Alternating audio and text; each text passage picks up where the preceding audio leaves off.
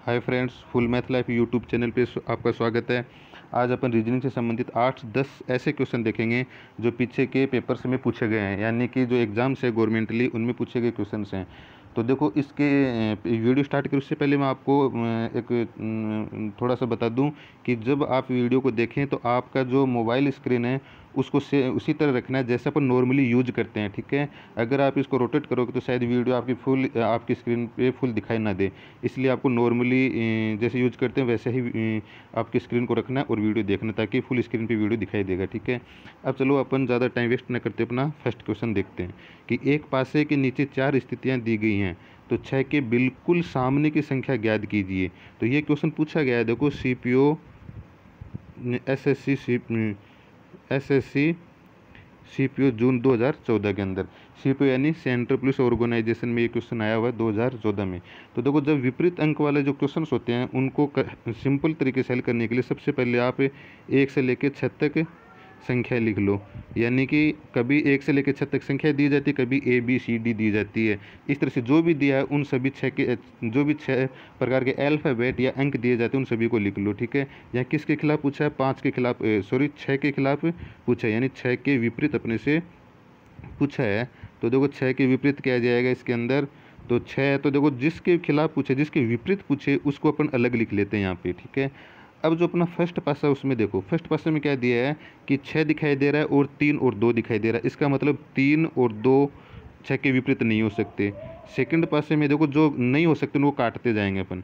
Second पासे में क्या दिखाई दे रहा है? 6 के साथ साथ 2 और 4 दिखाई दे रहे हैं, तो 2 तो अपना कटा हुआ पहले से ही, 4 को भी काट देंगे।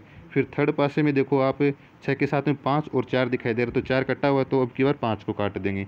अब क्या शेष रह गया? 1 शेष रह गया।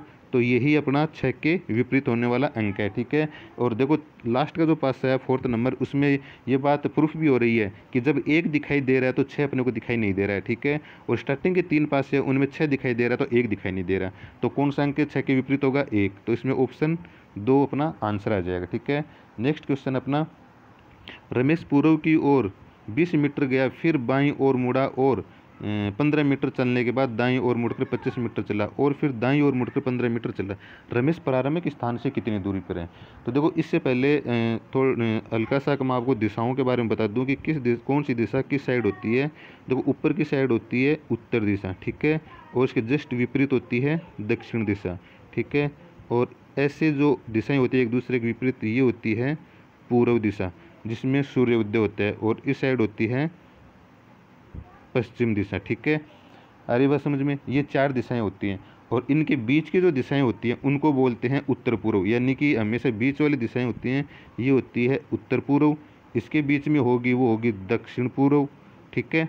और यहाँ जो होगी उसको बोलेंगे दक्षिण पश्चिम, ठीक है, दक्षिण पश्चिम।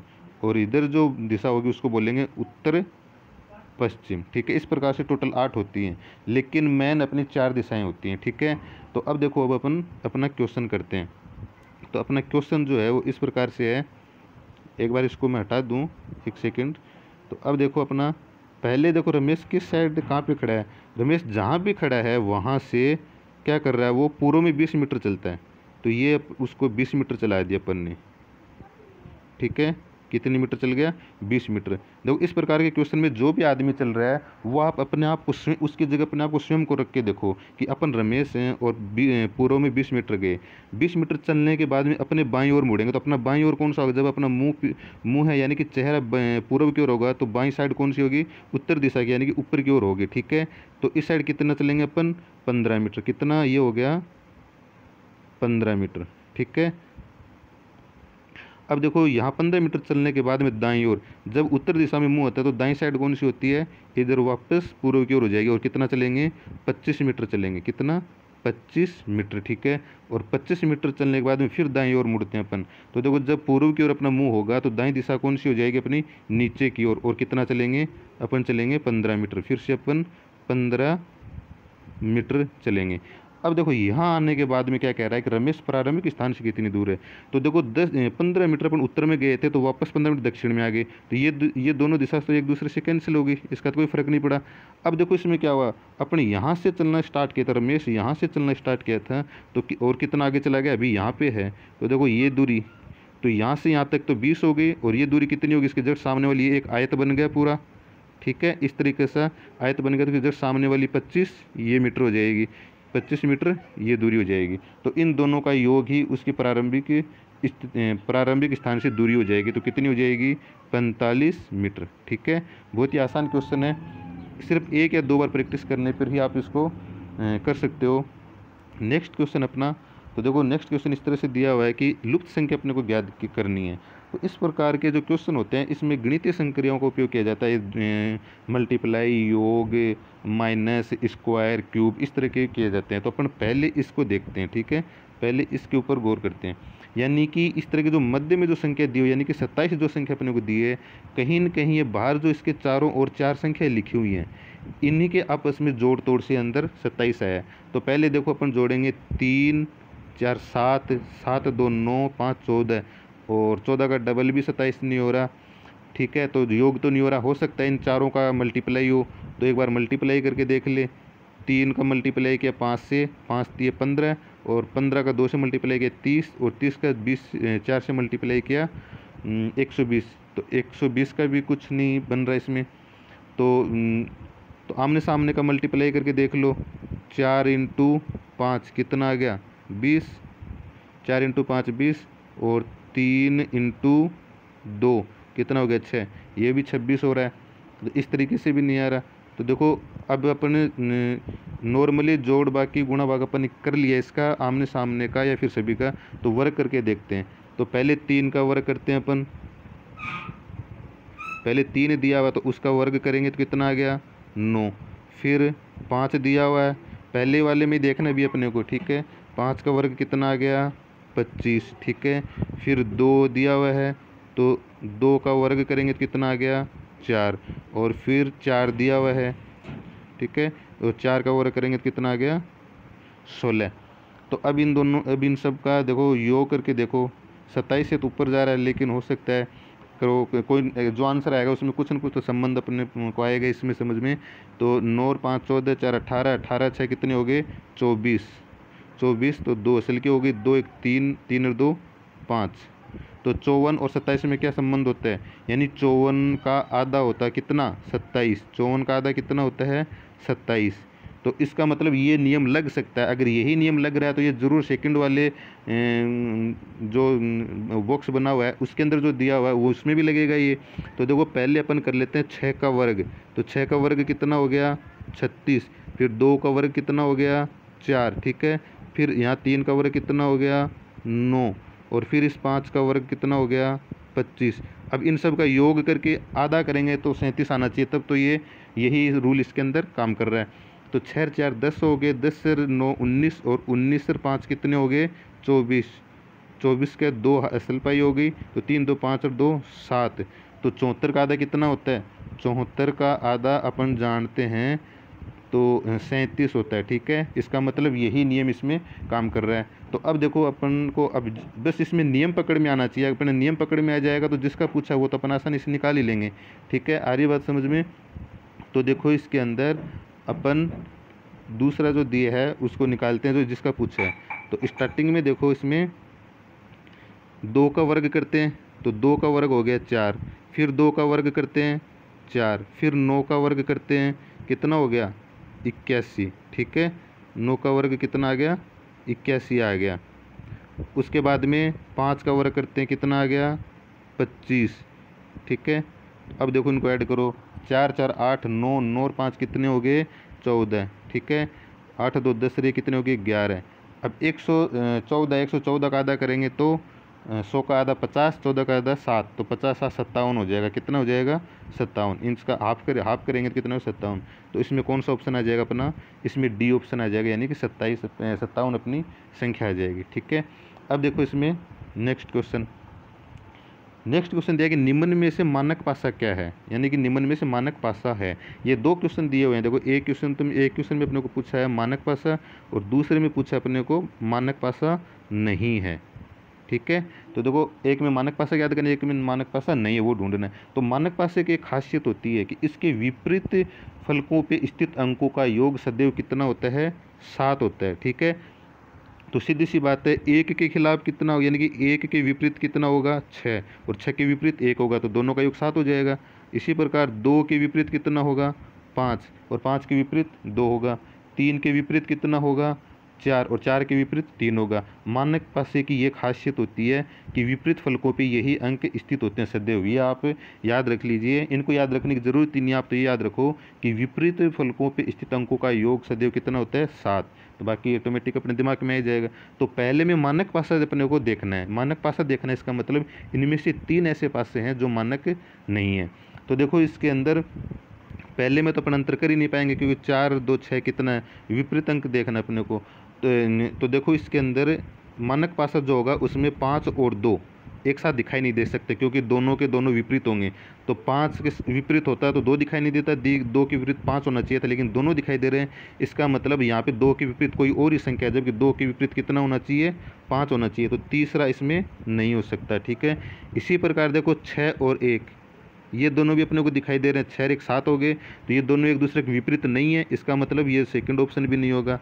इसी में देखो 4 और 3, ये 4, 3, 7, ये 3 और 4 एक दूसरे के विपरीत पृष्ठ पे होने चाहिए थे, लेकिन दोनों एक साथ दिखाई दे रहे हैं, इसका मतलब ये विपरीत पृष्ठ पे नहीं है, ठीक है। और इसी प्रकार इसमें 5 और 2 ये आपको बताया ही है पहले, तो इसमें कौन सा आ जाएगा, इसमें पहला आंसर आ जाएगा अपना, ठीक है। इसी प्रकार अब अपन सेकंड करेंगे, ठीक है। तो सेकंड करने के लिए, सेकंड में भी देखो अब आपको सेकंड को करने में इतना मुश्किल नहीं होगा। तो सेकंड को देखो अपन करते हैं। सेकंड में क्या दिया है कि इसके अंदर भी इसमें पूछा है कि जो मानक पासा नहीं है, इसका मतलब इसमें 3 मानक पासे हैं, 1 मानक पासा नहीं है। तो जो अंक दिखाई दे रहे हैं उनके अंकों का योग करके देख लो अपने। तो 3 और 1 4 5 ये हो सकता है, क्योंकि इसमें जो अंक दिखाई दे रहे हैं उनका योग अगर 7 है तो वो मानक पासा नहीं है। तो ये भी हो सकता है, क्योंकि इसके तीनों में आप योग करते हैं तो 7 से कम ही रहता है, इसमें करते हैं 7 से कम या ज़्यादा हो सकता है, लेकिन 7 नहीं होना चाहिए। दिखने वाले अंकों का योग 7 नहीं होना चाहिए। तो देखो इसके अंदर 1 और 6 दिखाई अपने को दे रहे हैं, इसका मतलब 1 और 6 एक दूसरे के विपरीत नहीं है, जबकि मानक पासे में 1 और 6 ही एक दूसरे के विपरीत होते हैं। तो इसमें ये मानक पासा नहीं है, तो कौन सा आंसर आ जाएगा अपना, तीसरा आंसर आ जाएगा इसके अंदर, ठीक है। इसमें अपना तीसरा आंसर आ जाएगा। तो देखो ये अपने नॉर्मल से क्वेश्चन थे। अब देखो नेक्स्ट क्वेश्चन, इसमें निम्न आरेखों में से कौन सा पर्वत पृथ्वी चांद के बीच संबंध को अच्छी तरह से व्यक्त करता है। यानी कि ये कुछ ऐसे क्वेश्चंस होते हैं, ये SSC CGL में 2 बार आया है, यानी कि 2007 और 2014 में आया है। एक तरह से देखें तो देखो 7 का पहाड़ा ही चल रहा है इसके अंदर, 7 को आ गया, 14 को आ गया, अब 2021 में, यानी कि आने वाले साल में इसका नंबर बन रहा है। मतलब एक नॉर्मल ऐसे बता रहा हूँ, ऐसे कोई ज़रूरी नहीं है कि ऐसे आएगा, लेकिन ऐसे ही। तो देखो इसके अंदर ऐसा अपने को आरेख ढूंढना है जो पृथ्वी चांद और पर्वत को इंडिकेट करता हो। तो अपन जानते हैं, देखो पर्वत है, ये पृथ्वी है और ये चांद है। तो देखो वैसे तो ये तीनों अलग अलग, इनमें कोई संबंध नहीं है, लेकिन देखो चांद जो होता है ये इन दोनों चीज़ों से अलग है, क्योंकि ये दोनों ही तो, ये पर्वत पृथ्वी पे पाया जाता है, ये अपन जानते हैं, लेकिन चांद का पृथ्वी को कोई लेन देन नहीं है, क्योंकि ये अंतरिक्ष में पाया जाता है। जबकि पहला आरेख क्या कह रहा है कि जैसे इसका पहले आरेख का अर्थ तो ये निकलता है कि पृथ्वी, बाहर वाला सर्किल तो पृथ्वी हो गया, अंदर वाला पर्वत होगा, पर्वत पे चंद्रमा हो गया, यानी कि तीनों एक दूसरे से संबंधित हैं, जो कि पहला ऑप्शन इसमें नहीं आएगा, ठीक है। सेकंड ऑप्शन देखो इसमें मतलब कि ये 2 एक दूसरे से संबंधित हो सकते हैं, क्योंकि पृथ्वी पे पर्वत होता है और चांद अलग होता है, तो दूसरा ऑप्शन इसमें हो सकता है, ठीक है। तो एक बार अपन क्या करेंगे, इसमें क्या करेंगे, एक बार इसको पेंडिंग रखेंगे, ये आंसर हो सकता है इसका। थर्ड देखो, थर्ड में क्या कह रहा है कि तीनों ही अलग अलग होते हैं, तो बात तो वैसे ये सही है कि तीनों अलग अलग होते हैं। पर्वत एक ऐसी चीज़ होती है जो पृथ्वी पाई जाती है, पृथ्वी एक ग्रह होता है और चांद एक उपग्रह होता है, ठीक है।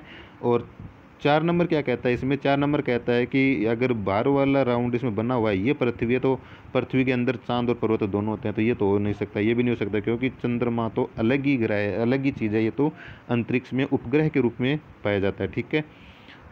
अब इसमें देखो क्या है, इन दोनों में से एक हो सकता है, इन दोनों में भी ज़्यादा तो यही बेटर होगा, ऑप्शन 2।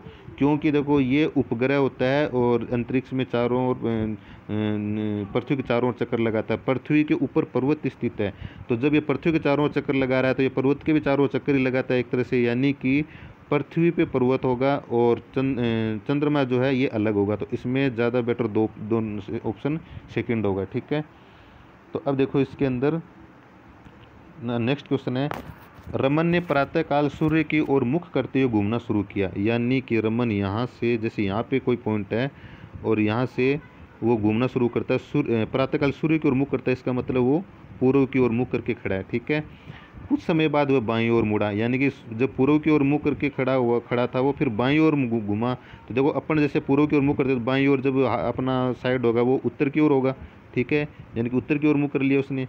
कुछ समय बाद वो बाईं ओर मुड़ा और बाद में फिर बाईं ओर मुड़ा। जब उत्तर की ओर मुँह करते हैं तो फिर बाईं ओर मुड़ेंगे तो अपन वापस से इसी दिशा में मुड़ेंगे, ठीक है। तो कुछ समय बाद वह मुड़ा और फिर बाईं ओर मुड़ा, यानी यहाँ तक अपन मुड़ चुके। रमन अब किस दिशा की ओर जा रहा है? तो रमन देखो अब किस दिशा में है, तो मैंने बताया कि ये पश्चिम दिशा होती है। कौन सी दिशा होती है, सॉरी कौन सी दिशा होती है, पश्चिम दिशा होती है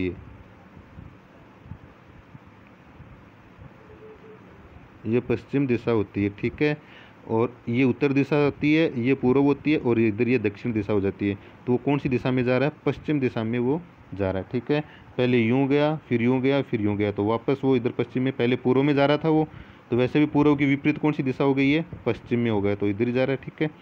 अब देखो अपना नेक्स्ट क्वेश्चन, निम्न शब्दों को शब्दकोश में उनके क्रम से सजाइए। तो ये देखो 2016 में राजस्थान जेल प्रहरी में पूछा हुआ क्वेश्चन है। इसमें देखो क्या है कि ये इस प्रकार के क्वेश्चन आते हैं 2-3 शब्दकोश में, या ये तो क्रम, जैसे क्रम में पूछ लिया जाता है सभी को, या फिर क्रम के अनुसार दूसरा शब्द कौन सा है, तीसरा कौन सा, चौथा कौन सा, पांचवा कौन सा, किसी एक को भी पूछ लिया जाता है। तो अपन देखेंगे इसके अंदर, पहले अपने देखो यहाँ पे नॉर्मली इनको देखो, जो मैं यहाँ पे लिख कर बता रहा हूँ, बाकी आपको पेपर में जो लिखे हुए हैं उन्हीं को देख कर करना है, ठीक है। पहला आ गया, दूसरा क्या है इसमें, ये आ गया एडिशन, डी के बाद में आई है, क्योंकि अगर एक भी मिस्टेक हो गया तो अपना आंसर भी गलत हो जाएगा, ठीक है। फिर क्या है, ए, ये आ जाएगा ADDCT, ठीक है। उसके बाद में ADMISSION,